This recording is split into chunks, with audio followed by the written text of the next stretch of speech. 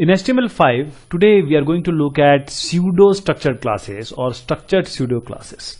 How this content or this particular classes make your web page look more beautiful, more appealing and more interactive. So let's get started with the HTML page which we are going to make. There is a table which we have made and there is a list. These two are separate entities, but we are going to show you how pseudo classes can work upon it. And this, so let me open the Notepad++. For the sake of completeness, let me explain you how this has been designed. So in the body part of the HTML there is a table, and this is a table row, and it has been populated with certain name and their place of living or the state of living and the age. So there are around 5 data, name and state and ages. And apart from that, we have a list also. This is a separate thing. We have a list. This is an unordered list with some Delhi Union Territory and Jammu and Kashmir state. Why I have given is that we are going to change the data, the color, background color, the opacity and other things, but we'll change the color in this example. So let's come to this. As you see, this is the style, and this is the style, and this is the CSS based styling. And in this CSS based styling, we are going to the ruling, we are going to give a structured pseudo class. Okay, this is a structured pseudo class. What it says is, first have a look on this table.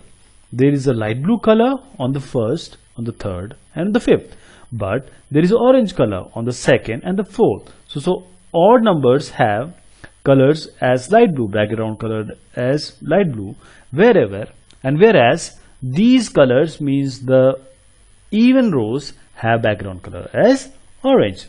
You can see that the nth color, if the odd, this is the pseudo structured class. This odd is the number which has been passed, or you can say the keyword. So the background color becomes light blue, and the nth child, even the background color becomes the orange. If I give it as a, say, orange to some violet, and let me change it for you. Let me save it and refresh it.